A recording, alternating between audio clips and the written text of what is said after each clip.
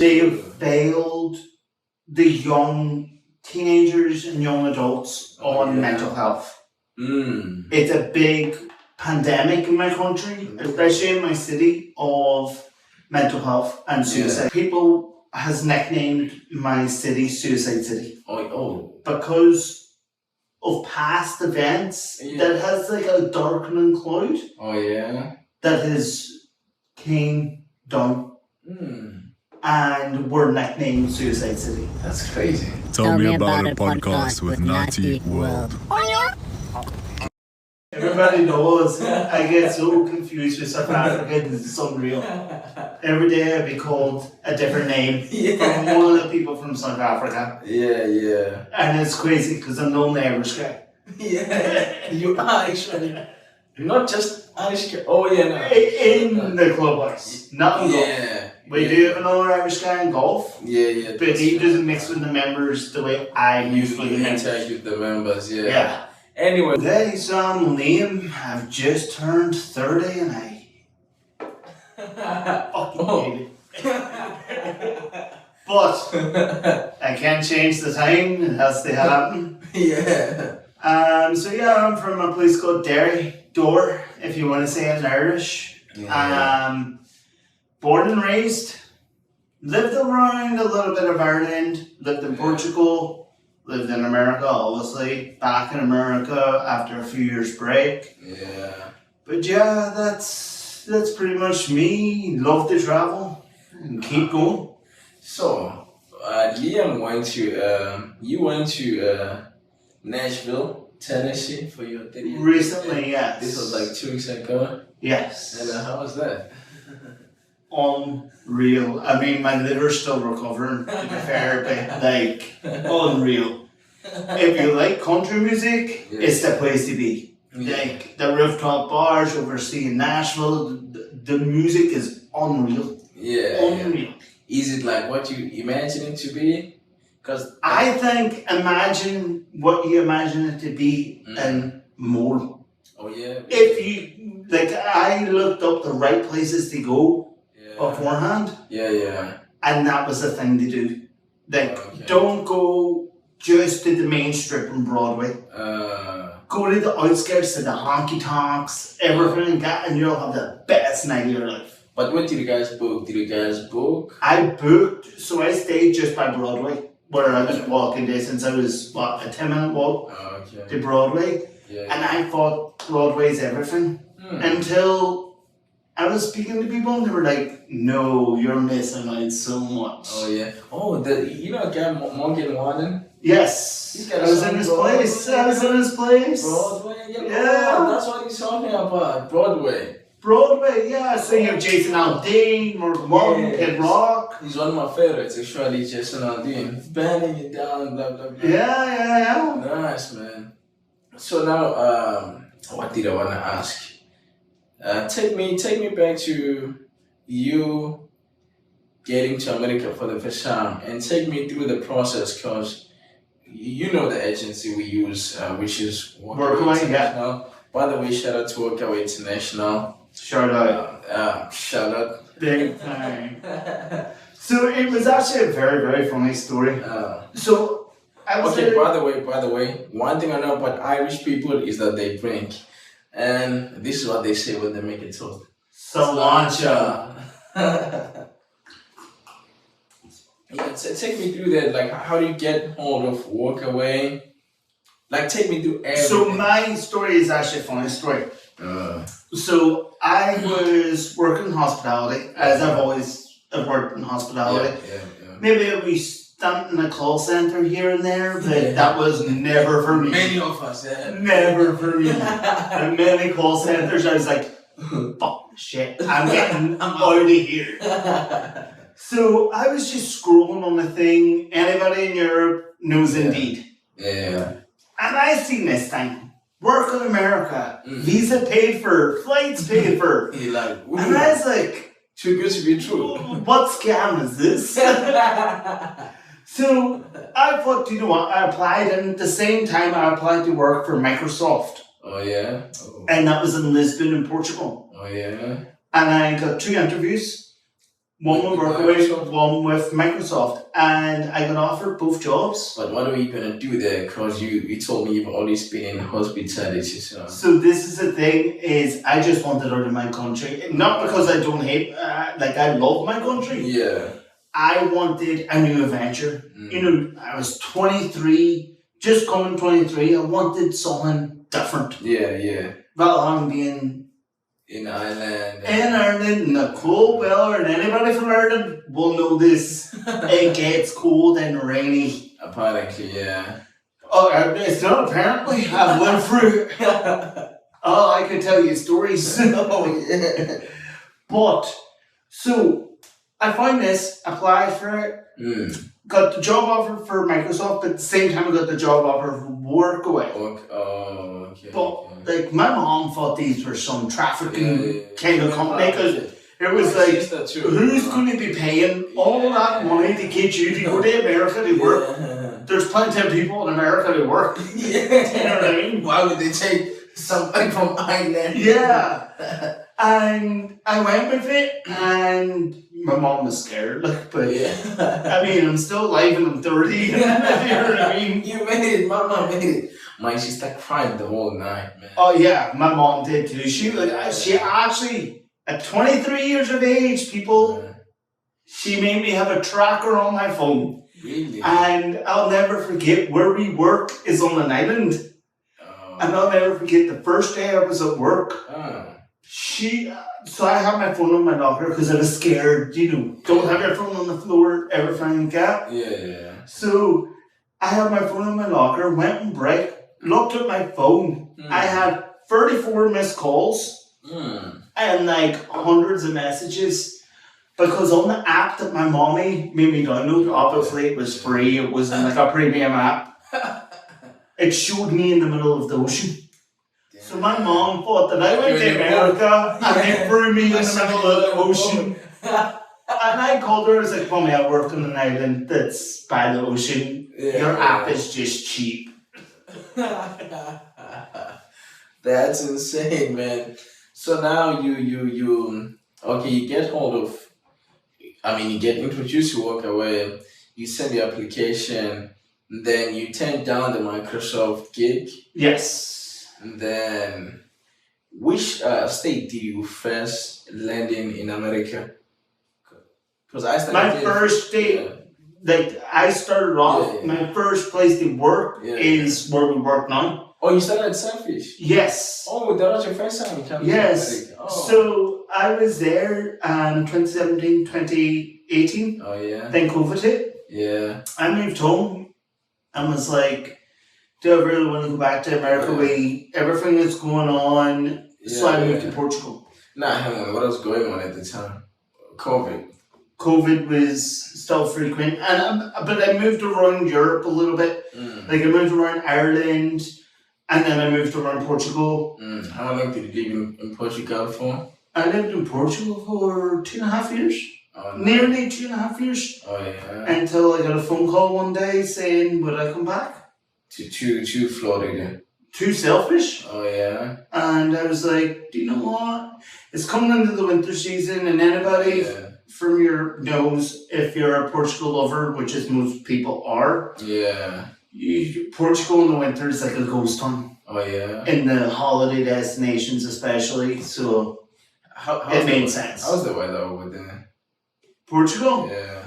In the winter, it's not the best, but it's not bad. It's nowhere near like Ireland. Yeah. But in the summer, if you find Florida gets hot, different story coming, bro. Because now you've been exposed to different kinds of weathers, bro.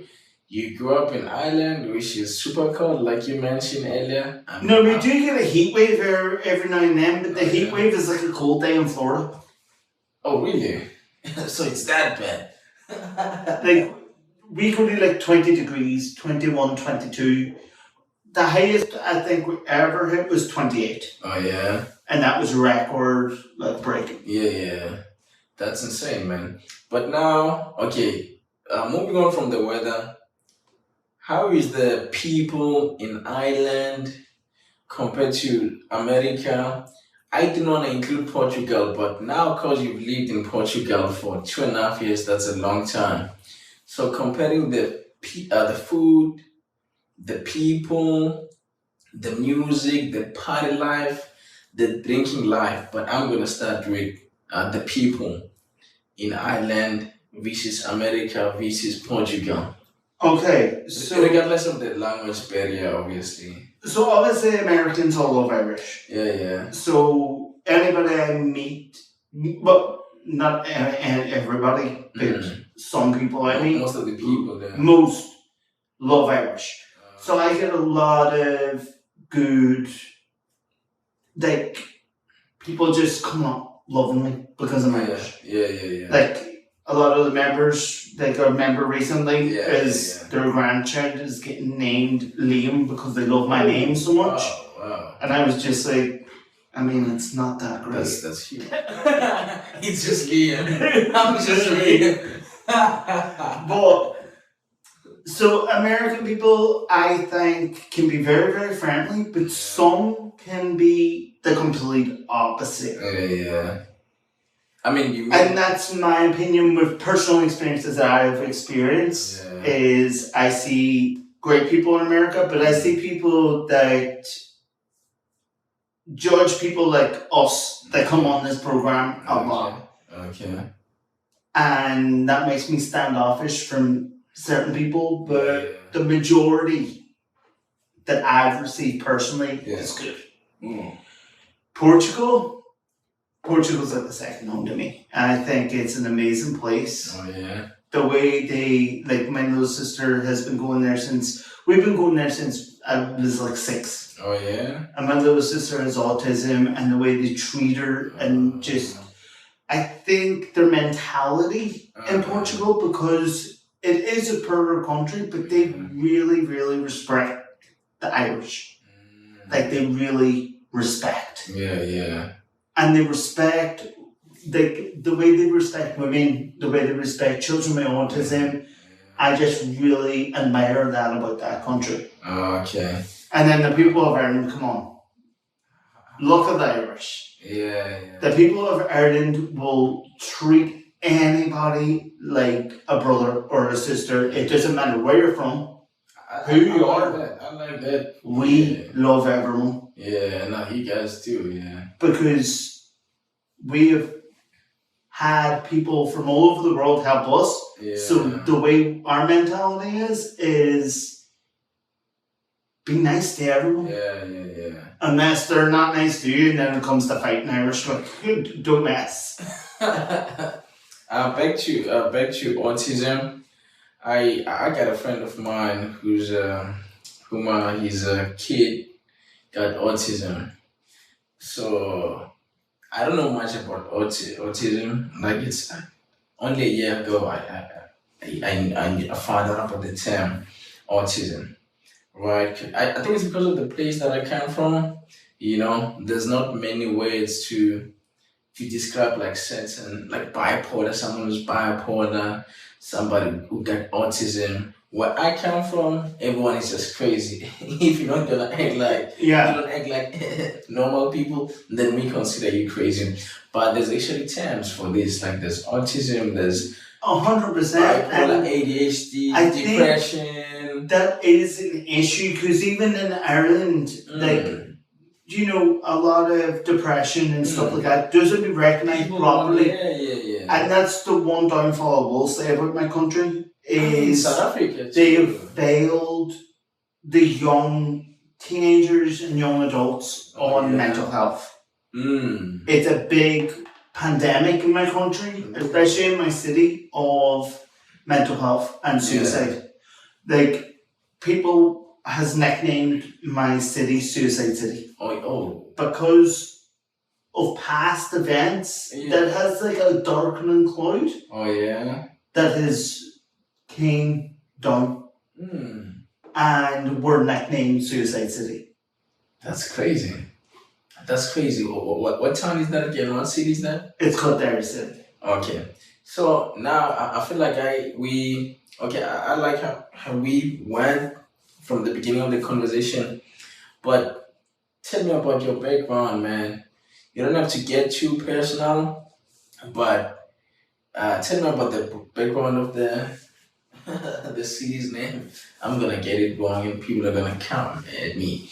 But like growing up, where you grew up, the culture, the food, give me a picture, like paint a picture of your background for me. Okay, so when I grew up, so when I was first born, the English were still in charge. But they were still in charge to this day, but the army was still on my streets. Okay. And I think why we have such a suicide pandemic in the city is because of the repercussions of what had happened in the city. Okay. Like, I know I'm affected by what happened there. The troubles and what the English now has apologized for. Yeah.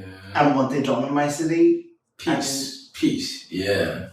And it is peace, and that's what the people wanted from day dot, but that didn't happen. And the troubles happened, and you can't prevent it now. Yeah. It already happened, but it lasted down generations of people that got affected by it. Like, I know in my younger years, I was very affected by it. But I made a decision to get out and away. What year is this, man? So they were still right there, until 1997, 1998? That's recent, bro. That's very recent. I was born, and it affected a lot of people. Like, I'm wearing a top for a civil rights march because we had no civil rights. Tell us about it. So this is Bloody Sunday. But tell the mass about This is Bloody Sunday, and it means a lot to me because my cousin was shot dead on Bloody Sunday.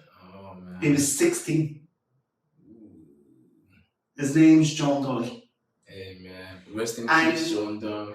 We fought for basically their innocence for so long. And then finally we got the innocence because it was peaceful civil rights march and the army opened up on them. And most of the people, if you look at the back of my t-shirt, please. It's show the mess. It's 17, 16. It's kids. Okay. It's mostly kids. And they opened up fire because the way it was, right, so in Derry we have a place called Craven, which is a very Catholic area. Oh, yeah. So we were marching down to the Guildhall, which is the main city centre. It's a chapel.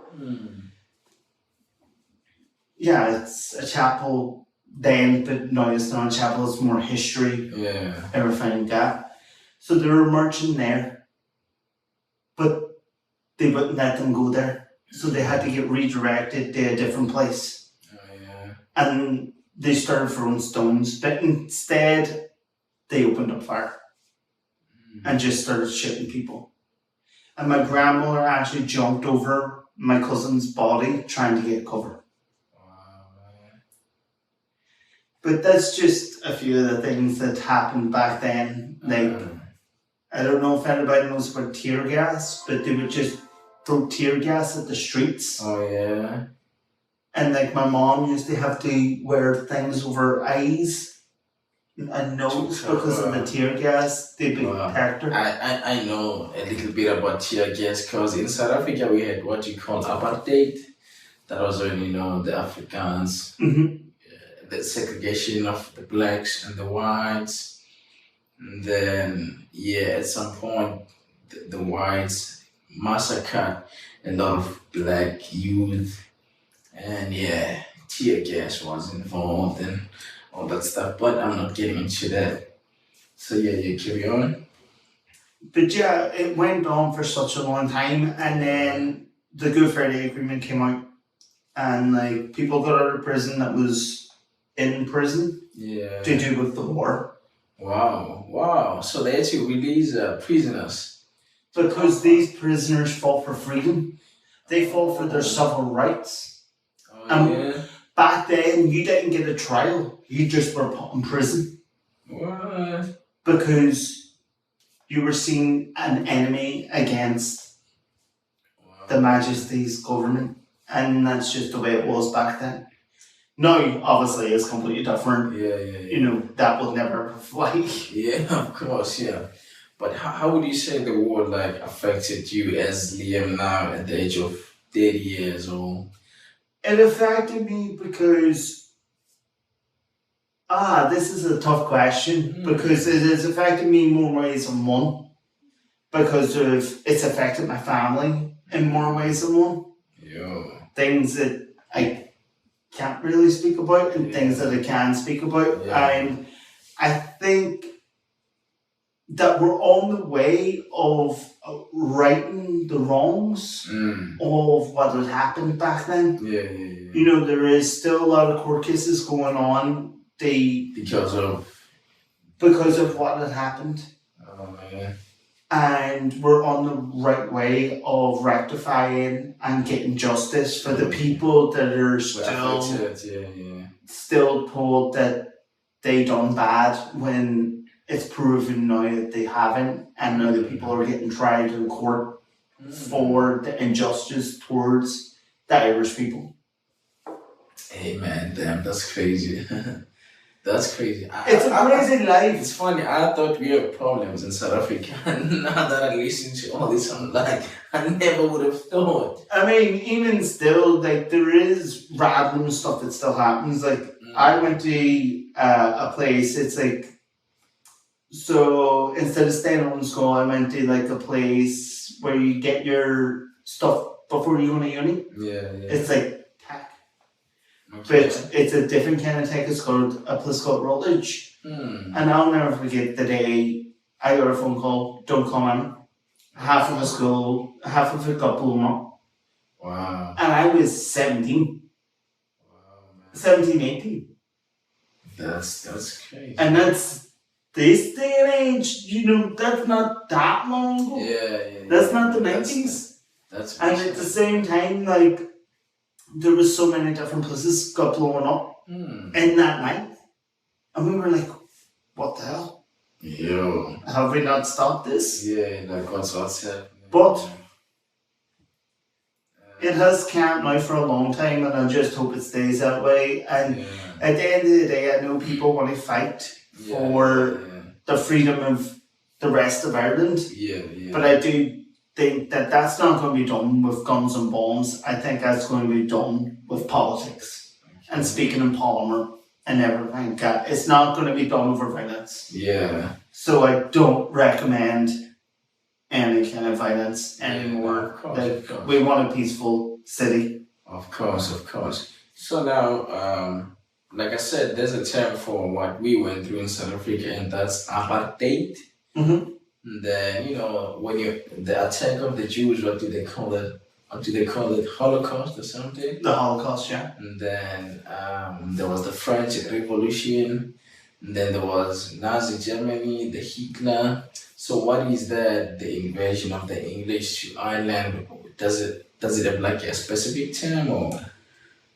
I actually don't know if it has a specific. Oh yeah. So that's somebody out there who wants to like read about it more. Like, what do they? The Troubles.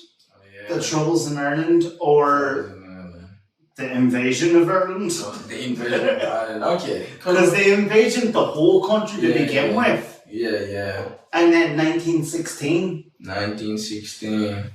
They signed the treaty, which is the treaty was they leave Ireland alone, but there's still 6 counties that had to be negotiated, which is the counties that I would come from. Oh yeah. And a lot of people would say, "Oh, you're not Irish, you're British," but I hold an Irish passport. I am a lot more Irish than most people would think. Yeah. Who are your neighbors? What's next to? What are your neighbors in Ireland? Donegal. We're the border town. So we were originally a part of Donegal, if you look at the original Irish map. Okay. And they took us away from Donegal and put us apart of the 6 counties and made Derry a county of the 6 counties. But originally, our neighbours is all the south. Oh, yeah. So we don't, unless you go up this way, it's the north. Okay. Tell me about one of the things, this is actually funny. When I met Liam the first time, I was like, man, I struggled to hear a word you say. But that's because I work with a few Irish people since I've been to America for 3 years now. But your accent, man. So my accent is different because I lived in County Kerry as well. Yeah. So, but I've also lived in Portugal. Yeah. So my accent differs. Kind of like got affected. And then being in America, it differs so much. Oh, okay, I see. So like even when I go home to Derry, they think I talk so American. Really? And I'm like, are you serious? But then when I go to Tralee, and then I come back home from Tralee, they're like, what are you doing? Because then I come up saying, what about that boy? And they're like, what are you talking about? What are you talking about? So my accents... It got affected by... It got affected because even growing up, I grew up with a lot of Americans at Jesus Camp. Oh yeah, Jesus Camp. Tell us about that. To be honest, it was the best experience I ever had as a little kid. It was called Kids Week from a church that I ended up going to. Okay. And they were fantastic. I met a beauty queen from Orange County, California. And the people were just so much fun. I ended up going on to help out at the Jesus Camp and help as a youth leader. And it was pretty cool. I loved it. Nice. So, there'll be a part 2 to this with Liam, definitely. Because I want to get more into the English invasion of Ireland. I'm actually interested about that because I've never heard about it before. But now, you getting to America for the first time from being in... Remember, this is way before Portugal. Now you come from Ireland, it's very hot out there, and people speak a certain way, people eat a certain way, people drink a certain way. Oh my God, the Irish people can drink, right? So now people drink a certain way, eat a certain way. Now coming to America, take me to the first few days of you being in America. I stepped off that plane when I first got to Florida. Yeah. I breathed in and thought I was going to die. Because we have fresh air. Florida does not have fresh air. Yeah, the humidity is real. Yeah, it kills it. Oh man. And so I got picked up by the driver, brought to the apartments, and I got invited for a drink. Who was that? Kevin? Yes, it was Kevin. Kevin. Shout out to Kevin. Shout out. So I get into the apartment, drop my bags off, and then I get a message. I forget what the app was back then for Workaway, but I got a message off Irish people because there was a lot of Irish that season. I'm the only one got invited back.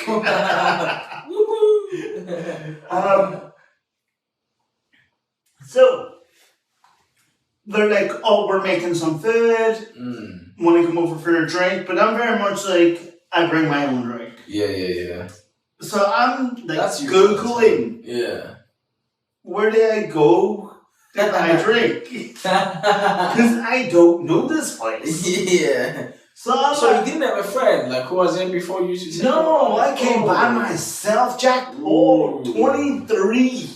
Ooh. So I Google and find that there's Target nearby that sells wine. Not bearing in mind that I realised the day after there was Total Wine. Total Wine, which is way better. A million times better. I get vodka. So I walk, and as I'm crossing, do you know the road before you go across to Target. Yeah. This confused me completely. Yeah. So it goes walk. And then I go walk, and as I get to the middle of the road, it goes counting down. So I don't know if it was jet lag or what was going on, but I stopped and thought I had to stop there until the seconds went down. What? So I had all these cars honking, being like, what is this guy doing? Is he trying to kill himself? That's like, crazy. What is he doing? I just stood in the middle of the road. That's crazy. Yeah, and then I realised and ran across the road. And ever since, I did not like crossing them roads. Do you guys jaywalk in Ireland? Do you jaywalk? Can you jaywalk? Oh yeah. Because in South Africa... I mean, I'm not going up the crossroad in the middle of the town. I'm walking across that road. Yeah, I remember I almost got hit by a car when I got to America. I was just like, out of place, man. I didn't know... I also didn't know anybody. It's the difference in... Because, I never seen a walker thing like that. Yeah. Nah, I get what you're saying. Okay, that's you in America. Then you worked... did you work country clubs back home? No, I worked in restaurants from the age of 14. Started off dishwashing, then moved my way up. Shout out to you, me too. That was me too. Start at the bottom, work your way up, and you respect everything. Nice, man. I always think it's the best thing to do because then you get to respect each position of the industry. Do you know what I mean? You gotta start at the bottom to respect people that are at the bottom when you get to the top one day. So because then it's like a factory. It is like a factory. You can't work without the people that washes the dishes. Without the cooks, and just hold on. I think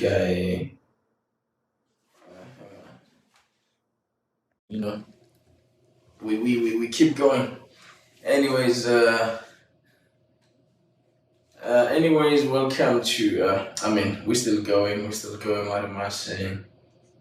We had to stop for a bit because we had some complications with our sound, but we're back. I'm still with Liam. Yes. You just covered the English invasion. Yeah. So now on to the next question. Your first time getting to America. Like, how is that experience from Ireland, being used to a certain culture, the way people eat, the way people drink, the way people speak, and now you being in America with a different accent? Yes. Did they give you like funny looks and... When I first got here, got off the plane, breathed air, and thought, oh shit, how am I going to be able to breathe in this place? The humidity is real. Super humid in Florida. Oh my god. And then I got picked up by Kevin, brought here. Well, I got brought originally the area. Oh yeah. Got into the apartment. I was the only one in my apartment. In my particular apartment.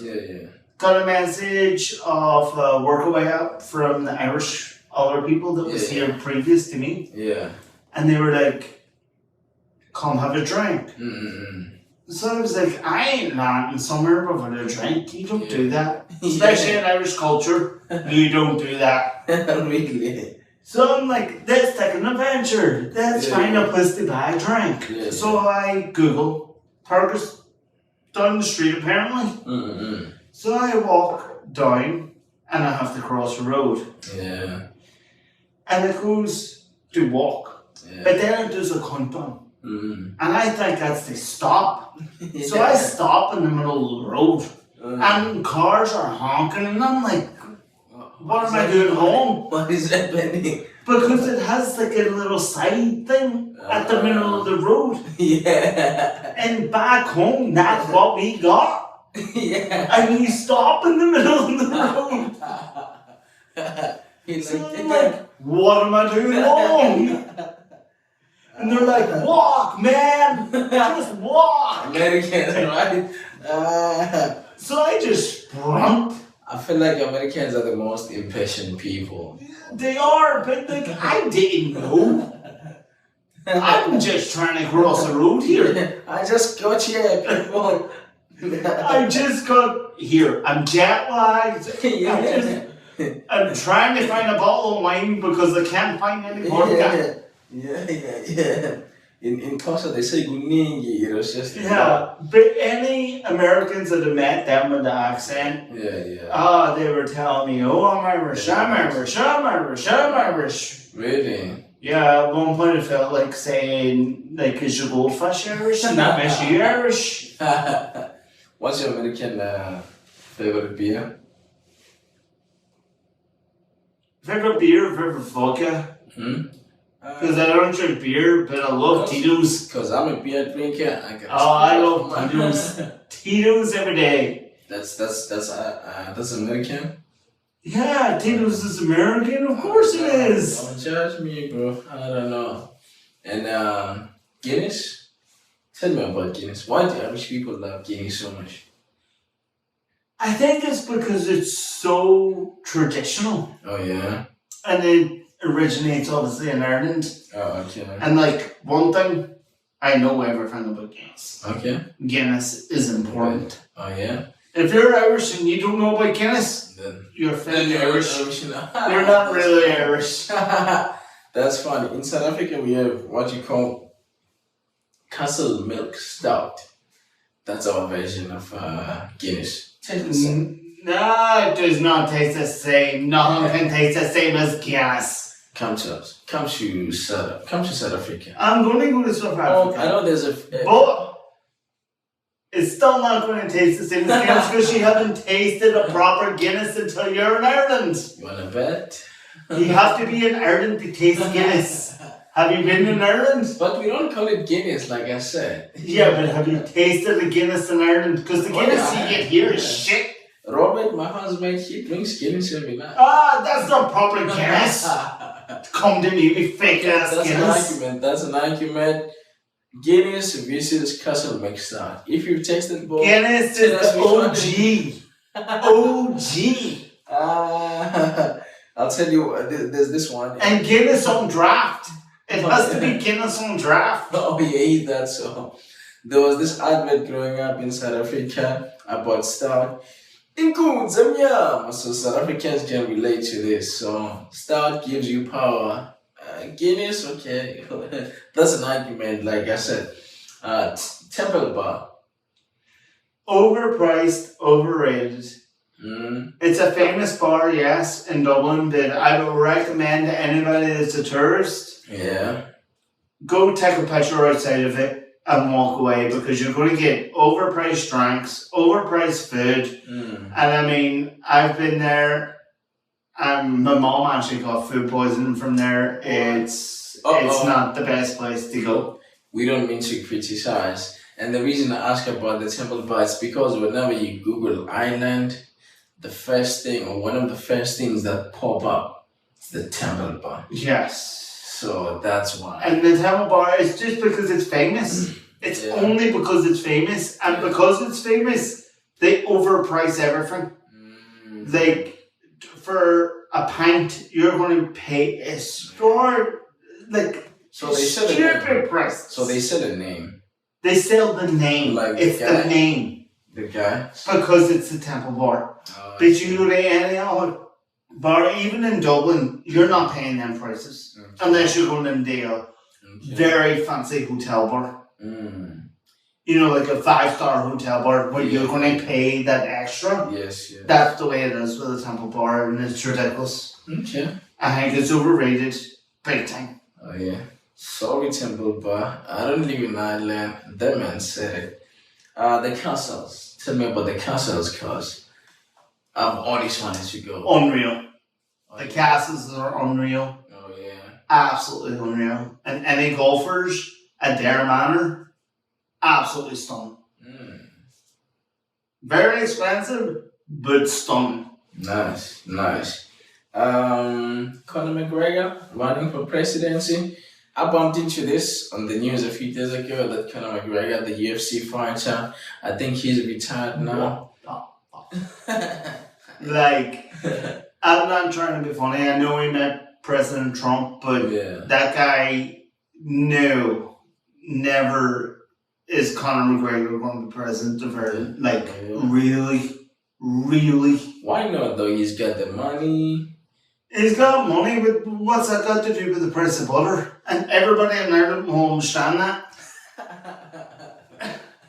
Like, honestly, Conor McGregor president. Yeah.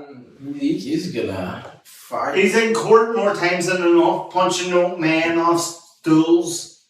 I mean, he needs to focus on getting his whole family back on track instead of focusing on trying to be president. He'd be the most corrupt president that we've ever got. Yet again, I'm not from Ireland. The Irishman said it. Shout out to our old president. A good one. You got my heart. There you go. And then describe to me Irish poverty. Irish poverty is a real thing right now. It's a big issue. Yeah. But it's also tied in with an immigration issue that we have at the moment. And it's actually quite sad because what had happened is the Irish government basically failed its people. Yeah, unfortunately. And it is very, very unfortunate.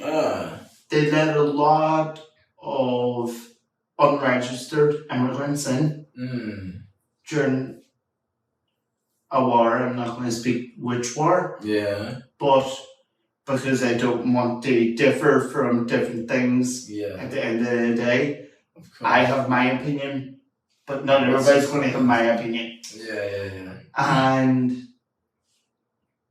they got housed straight away. They got the first right to housing when there's a lot of Irish people on the streets. Oh, crazy. That's been trying to get families on the streets. That's trying to get housed. So Ireland has a massive housing crisis at the moment. So yeah, Irish poverty is real. It's very real. Like, we have a lot of soup kitchens and like people going out and feeding the hungry. That's crazy. And it's so crazy that they're feeding their own people. Oh yeah. When there's people coming in and getting housed straight away. That's crazy. When you might have a woman and 2 children. Yeah. Has not. That's insane. A single mom with 2 children. And it's like, what's going on right now? Yeah. You know what I mean? Yeah. It's actually quite sad in that case. That's crazy, man. You said you've been homeless before, and that was like, South Africans turn that into like a funny thing when you described your idea of homelessness. So I don't know if you want to tell the mass about that, or if you okay. So I lived in a big house, a very, very big house, very nice house. Yeah. It was facing a farm. We had a balcony. We had everything. I'm not right. I put it in wrong words saying I was homeless. Yeah. I wasn't homeless, but there was a big family that had to move into a 2-bedroom apartment. Okay. And it was 4 girls to 1 bedroom. Yeah. 3 boys to a box room. And that's not what we were used to. And a lot of people, we were teenagers as well. Yeah.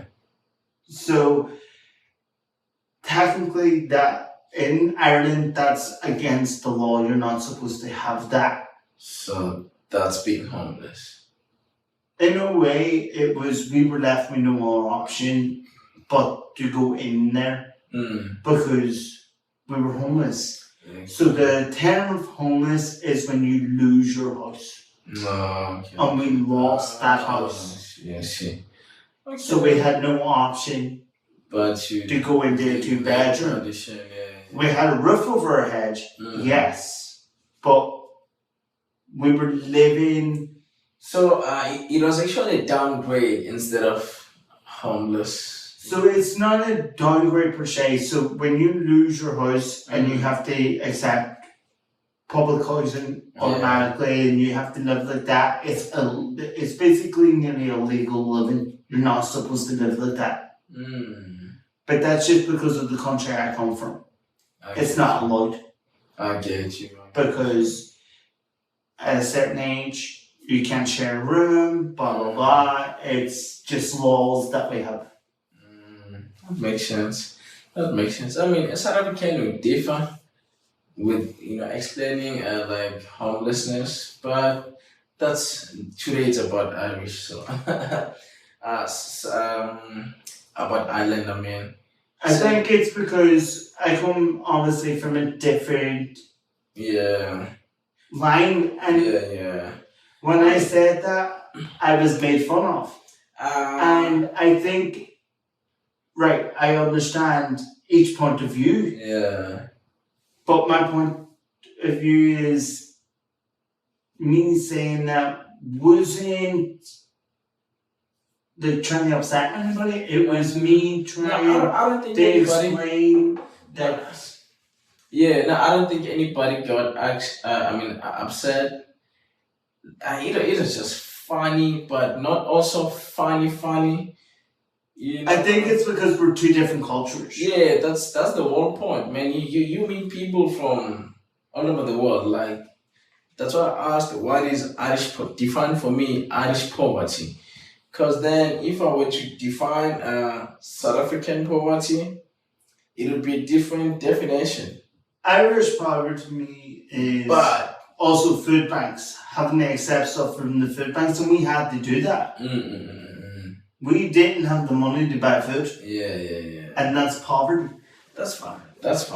Like I said, next time I'm gonna be sitting with a South African or a Jamaican, they're all gonna tell me what defines poverty in their countries. Because every country is different.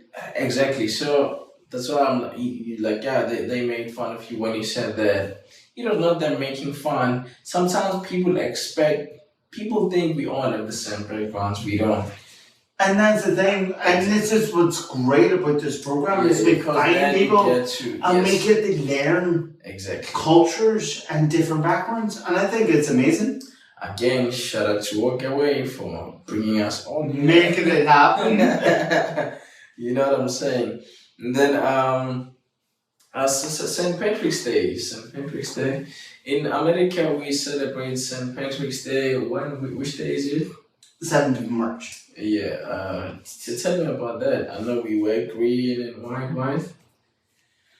So America goes big and out for it.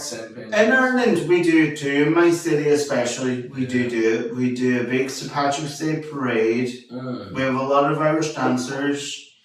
But what I like about it is recently we do, not recently, in the past few years, we do Irish Speaking Week. Oh, yeah. Because our language was taken away. Yeah. And we're trying to make it more alive, and it's becoming alive, which is great. Yeah. Because when your language is classed as a dying language, and you take it away from being a dying language, you're fighting your own part, and I love it. And like all my nieces and nephews speak fluent Irish because it was illegal. Yeah. Growing up. Nice. How many languages in Ireland? There's Gaelic and English. Yeah. Okay, because in South Africa we got 13 languages. I know. Yeah. I can't keep up with these. You got a toughest job. I know. You have to work your job, then you have to work. I have Zulu guys, I have Afrikaans, Kossels. That's I'm trying to keep up with you guys. I know. On a lighter note, white man, Latino man, or black man? That's my preference. You know what I'm talking about. I know. We spice it up a little bit. We've been serious all the time. Todas I speak a little Portuguese, you know. You gotta go Aibo. So you asked me to pick. I mean, your preference. So what was the choices? White man, Latino man, or black man? Because that's pretty much what's in America. So, you know. So I would say black and Latino. Black and Latino? Okay. Tick, you heard it, people. So how many states travel in America? How many states have you traveled since you got here?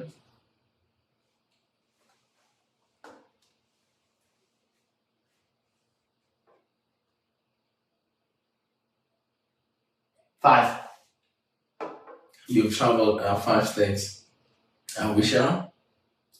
Atlanta, New Jersey, New York, Nice. Nashville, Yeah. Florida. Do you see a difference between Americans? I have been to the Bahamas, but that's not a state. Yeah, that's something else. But do you think Americans? Oh, Southern hospitality. Oh my God! When I was in Nashville, The best.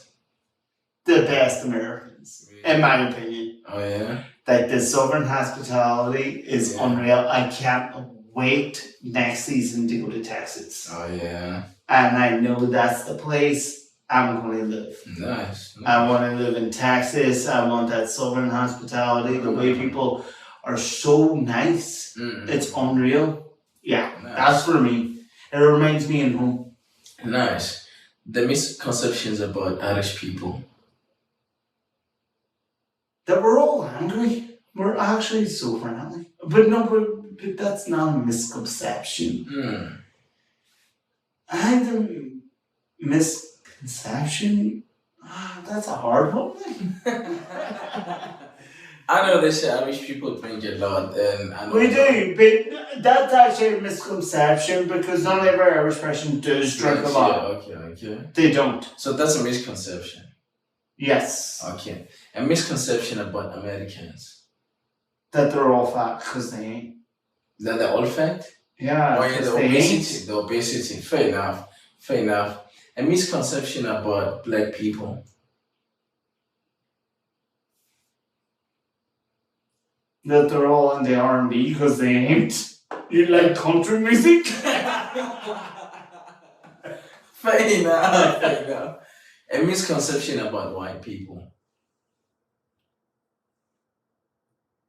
That they're not, and they all races or music and they're racist, because I do think out of everybody in generous, white people do get classed as racist. Yeah.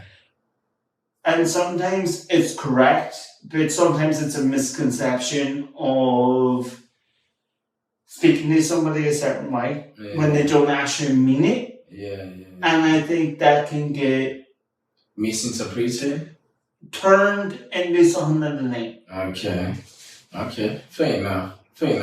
No, obviously in certain situations, people can be racist 100%. And I'm not saying white people can't be 100%. Like, let's look at history. Okay. Friends in high places? Jesus. You got friends in high places? Jesus. Jesus? Jesus every day. Oh man, I didn't expect that answer. Shout out. I wish I had the horn to go boom, boom, boom. Shout out to Liam for saying that. Friends in high places, and he said Jesus. All the time, Jesus. Man. Jesus has my back. He has my future. He's got everything. What about Jesus? Who are you? Hallelujah. The most popular religion in Ireland talking about Jesus. Catholic and Christianity. Catholic and Christianity. Interesting. More Christianity at the moment. Yeah. Christianity is in the up, and I love it. Okay. I absolutely love it. I gotta move to Ireland then.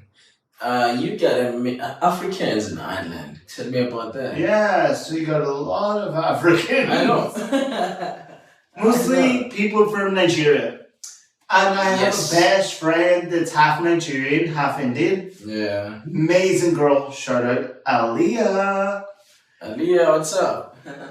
She's very beautiful. Love her. She travels at the moment, so I don't get to see her when I'm home as much. Yeah. But yeah, we have a lot of Nigerians in Ireland. We have a mayor that's Nigerian in Ireland. That's what I was gonna get into. And I think it's fantastic. Yeah. Do you know why? I think it's fantastic because we have people from all over the world in my city now. Yeah. My city is becoming more multicultural. And I think it's fantastic because of culture and how diverse my city has become. Oh yeah. And the fact that we have a mayor Nice. that's black and from Nigeria. Yeah. Shout out. And I mean, am I angry? This is proof that Nigerians can walk. But yeah, she's doing a lot of good for the city. Oh yeah. She is. And I'm proud of her. I think she's a good mayor. Shout out to Nigerians, man. Those guys. Like, I'm not saying everybody that just came into the country from the likes of Nigeria is perfect. Like, recently a guy had to he got arrested for holding a knife in the city and trying to stab people randomly. But I think that guy... Loco. Mucho loco. Oh yeah, mucho loco.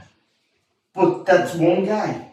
Yeah. But the most people that we have in the city, yeah, they're good people. Okay. Like, we have good people. Nice. Like, we're very, very lucky. Nice. Your perception about Africa? I think it's an amazing place. Yeah.